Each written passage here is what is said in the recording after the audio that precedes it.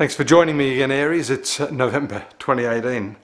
I'm Dadhichi, and last month I was talking to you about the process of contraction and the planet Saturn and its position in the sign of Capricorn. This month I'd like to swing around to the position of Jupiter, one of your really good planets, and talk about expansion, talk about how to look at where you're at and grow from that into really what it is that you wish to achieve. And although Saturn shows us where you are specifically contracting, Jupiter shows us where you should be focusing your attention to be growing, expanding, developing, and fulfilling yourself in that most spiritual of ways. So Jupiter right now is in your 8th house, in the sign of Scorpio. And what this essentially means is that being the house of intimacy, shared resources, and really it's the place of death and rebirth. It's the house of transformation. And so any turning away your awareness from this part of your life is really going to contribute to that contractive element of Saturn. So you must turn that torchlight of awareness on this area of your life.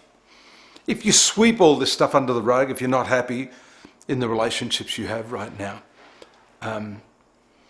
you'll start to feel that contraction even more strongly.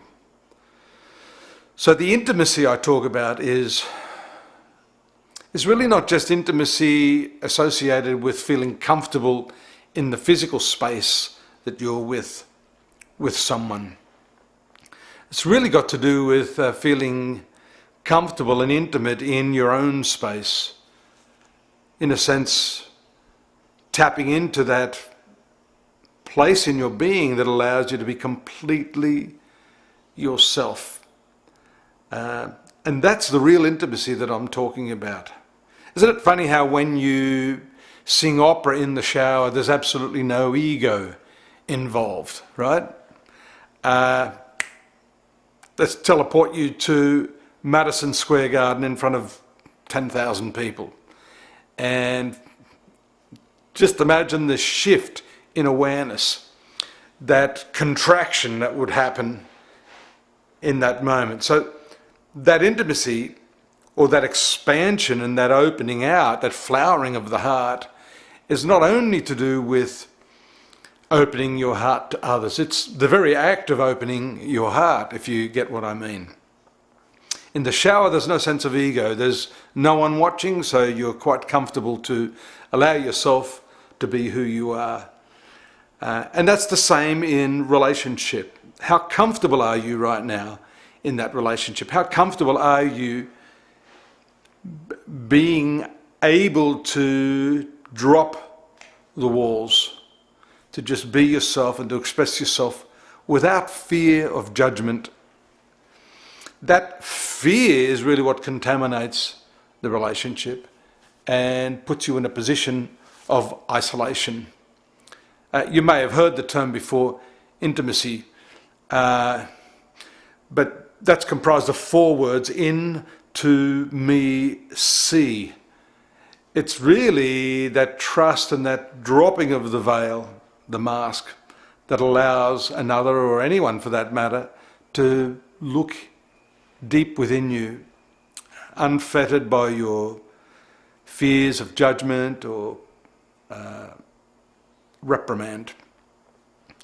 So how do we do that? That's the secret. You've got an opportunity right now because Venus is transiting this part of your horoscope, and that brings great love and attention and affection.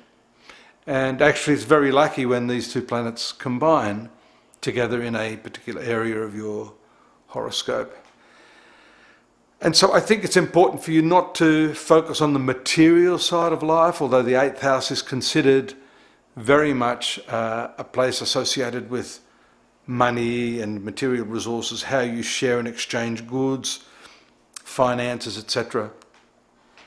I think it's important that you revisit the notion of what constitutes the important value in your life. Just put the money aside. That real value is that happiness and that openness and that love that you feel with the people in your life that mean something to you. So that intimacy, that expansion, starts with yourself, starts with that self-awareness and the real discipline of letting go of this self-consciousness, whether you're in a crowd or whether you're just quietly canoodling the one you love.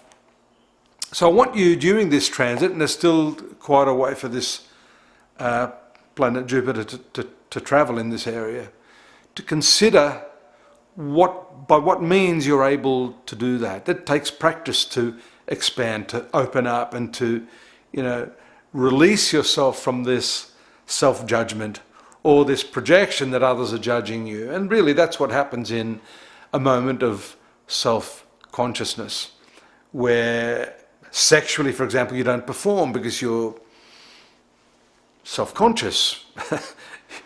You're aware of what another thinks of you rather than really letting yourself go. It's almost a form of self-abandonment to actually get into the other person rather than worrying about yourself. So that's the exercise really. Breathing is a great way to do that. Breathing in and just breathing it out, bringing your attention to this, and whatever it is that you're concerned about may still be there. It could be the little scratch on the side of your face, or what are they going to think? As soon as you reorient your awareness, that blemish or whatever it is you're worried about may still be there, but you are indeed refocused on something else. Then the expansion can take place. And so let's just say the blemish on your skin is a self-conscious sense of inadequacy in some area of your personality. I'm not saying you don't work on that. I'm saying there are moments where you just have to release that and not bring your attention to that and give your full attention to the person that you are loving. Because after all, for you right now, this 8th house is all about that sexual and physical intimacy. And so for you now, the test is, how capable are you of dropping those masks, refocusing your attention on yourself, opening your heart, and just allowing that love to flow? That is the first test of Saturn we talked about last week, the contraction. Now we have the refocus on what it is, the technique, and those areas in your life where you can expand. And that, I think, will really, really help you. And as they say, practice makes perfect. Don't forget to stop in at astrology.com.au, my site, and back here next month, Christmas month.